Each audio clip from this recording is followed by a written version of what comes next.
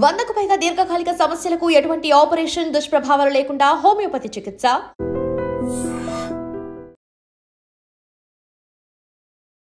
విశాఖలో చిట్టీల పేరుతో జరిగినటువంటి మరొక భారీ మోసం వెలుగు చూసింది. ఎండాడలోని స్వగృహం అనే అపార్ట్మెంట్లో ఉంటున్నటువంటి అనకాపల్లి డివిజన్ ఏఆర్ హెడ్ కానిస్టేబుల్గా పనిచేస్తున్న జగ్గారావు, వాళ్ళ భార్య రమణమ్మ, కూతురు అలానే కొడుకు నెదర్లాండ్లో ఉంటున్నాడు.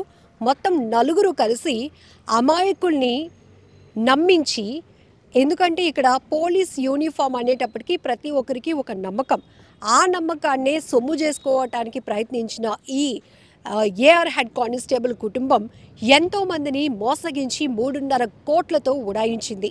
ప్రస్తుతం అయితే ఎండాడ పోలీస్ స్టేషన్ వద్ద బాధితులు గగ్గోలు పెడుతున్నారు. అయ్యో మేము మోసపోయాం, మమ్మల్ని మోసగించింది కూడా కాకి యూనిఫామ్లో ఉన్నటువంటి ఒక వ్యక్తి. ఆ వ్యక్తిని మేము బాగా నమ్మాం, ఆ కుటుంబాన్ని నమ్మాం. జనరల్గా అయితే పోలీసు వ్యవస్థ అనేటప్పటికీ మాకు ఒక నమ్మకం ఉంటుంది. వాళ్ళు ఇక్కడ ఎండాడ స్వగృహం అపార్ట్మెంట్లో 2019 నుంచి మాకు అందరికీ పరిచయస్తులు, చాలా నమ్మకమైన కుటుంబంగా అందరినీ నమ్మించారు. 2020 నుంచి కూడా వాళ్ళు చిట్టీల వ్యవహారం నడుపుతున్నారు కాబట్టి మాకు ఒక నమ్మకం ఏర్పడింది. ఇక్కడ అపార్ట్మెంట్లో ఉంటున్న వాళ్ళని, ఓనర్స్ని, అలానే పనిచేస్తున్నటువంటి వర్కర్స్ని, ఇట్లా ప్రతి ఒక్కరిని వాళ్ళ కేటగిరీ వైజ్గా చిట్టీలు వేయించి 4 లక్షలు, 3 లక్షలు, 2 లక్షలు ఇట్లాంటి చిట్టీలతో పాటు దసరా సందర్భంగా అలాగే శ్రావణ మాసం చిట్టీల పేరుతో కూడా అనేక మందితో చిట్టీలు కట్టించుకొని మొత్తం కొంతమంది దగ్గర అయితే 3-4 లక్షలు కూడా మోసం చేసి మొత్తంగా 3.5 కోట్లతో ఉడాయించారు అంటూ ఇప్పుడు బాధితులంతా గగ్గోలు పెడుతున్నారు.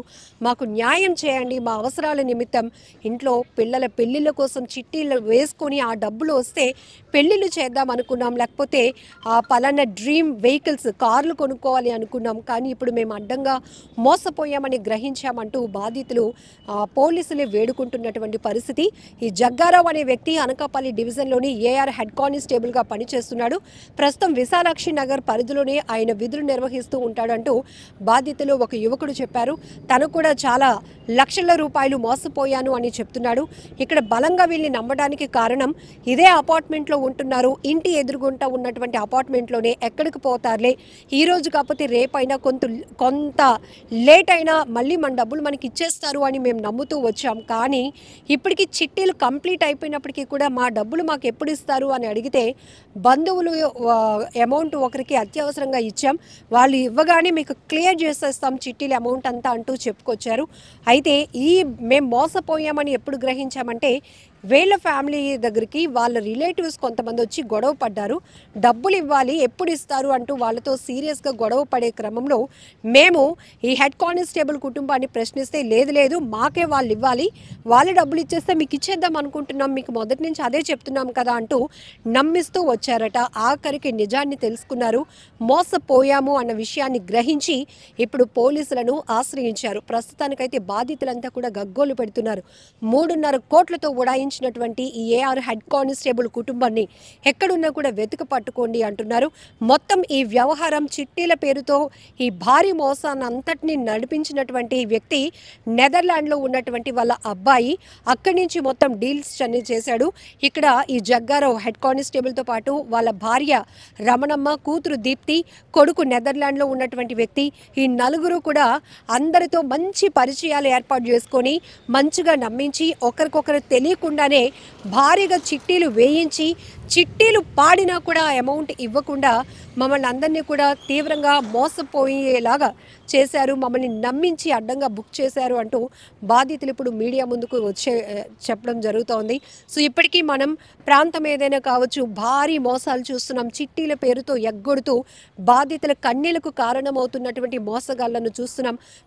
ఫ్యామిలీతో ఉడాయిస్తున్నారు. వీళ్ళు ఎక్కడున్నారని పట్టుకోవాలి అంటే తర్వాత ఆధారాలు చెప్తే, ఇప్పుడు ఇక్కడ ఇతను ఆల్రెడీ సర్వీస్లో ఉన్నటువంటి ఉన్నటువంటి కానిస్టేబుల్ కాబట్టి సో పోలీసులు ట్రేస్ చేయడానికి చాలా ఈజీగానే ఉంటుంది.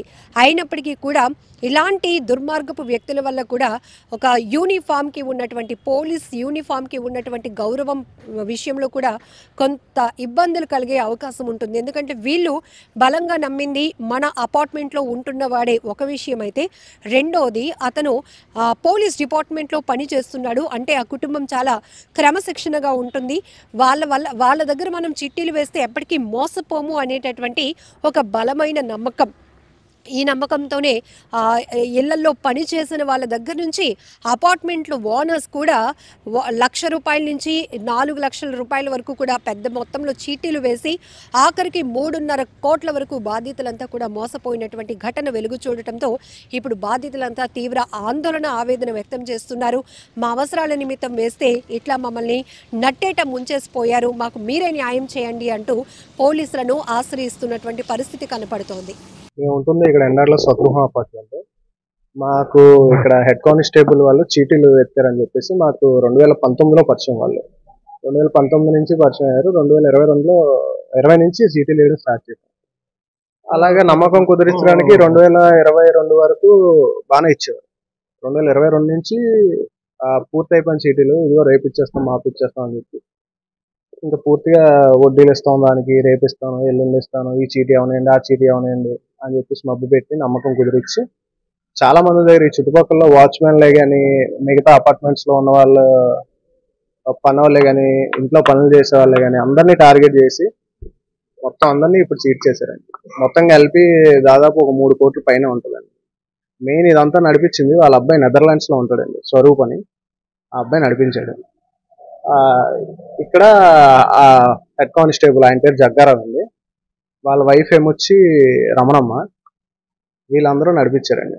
వాళ్ళ కూతురు పేరు దీప్తి. వీళ్ళ ఫ్యామిలీ మొత్తం కుటుంబం కలిపి చీటీలు నడిపించారండి.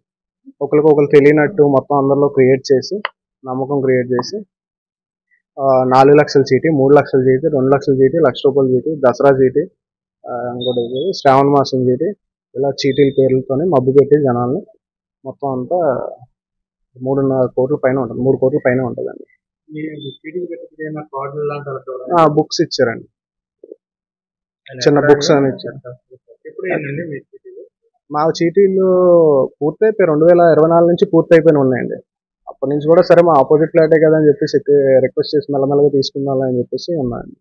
ఎంతకీ కూడా ఆవిడ ఇస్తాను, రేపు ఇస్తాను, ఈరోజు ఇస్తాను అని చెప్పేసి అనేది కానీ ఎప్పుడు ఇచ్చేవారు కాదు.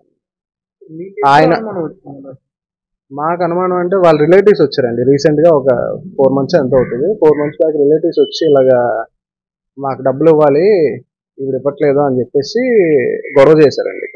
వాళ్ళ ఇంటికి వచ్చి అడిగారు. గొడవ అంటే డబ్బులు అడగడానికి వచ్చారు. మాకేం చెప్పారంటే వాళ్ళ రిలేటివ్సే డబ్బులు ఇవ్వాలి, వాళ్ళు ఇస్తే మాకు ఇచ్చేస్తామని చెప్పేసి చెప్పారండి. సో ఆ రోజు మాకు అర్థమైంది ఇదంతా మేము ఇవ్వాలని వాళ్ళకి చెప్పి, వాళ్ళు ఇవ్వాలని మాకు చెప్పి మొత్తం డబ్బులన్నీ వీళ్ళే తీసుకొని వీళ్ళే అనుభవిస్తున్నారని చెప్పేసి మాకు ఆ రోజు తెలిసింది. 3 months అవుతాయి. ఆయన ఎక్కడ వర్క్, ఆయన ఏఆర్ కానిస్టేబుల్, హెడ్ కానిస్టేబుల్ అండి, అనకాపల్లి డివిజన్. వర్క్ అయితే ఇక్కడ విశాలాక్షి నగర్ అక్కడ వర్క్ చేస్తారు. మరి ఏం చేస్తారో తెలియదు, అక్కడే ఉంటారు. నాది 33,25,000, 33,25,000 మోస్తాను. నిజంగా ప్రస్తుతం ఉన్నటువంటి సమాజం దేనికి ప్రయారిటీ ఇస్తుంది? ఆర్థిక సంబంధాల చుట్టూ మాత్రమే తిరుగుతుంది. మళ్ళీ ఎన్నికలంగానే చాలా విరక్తి కలుగుతాను. మంచి అనిపిస్తుంది కదా, లేడీస్ కూడా ఛాలెంజింగ్ జాబ్స్ చేసినప్పుడు చాలా బాగుంటది. ట్రాఫిక్ అసిస్టెంట్స్ గా నియమించిన ట్రాన్స్జెండర్స్ అందరితో సాల్యూట్ చేయించుకుంటున్నారు. ఫుడ్ డెలివరీ ఇవ్వటానికి వెళ్ళినటువంటి డెలివరీ బాయ్ అనిల్ పై కళ్ళ ముందు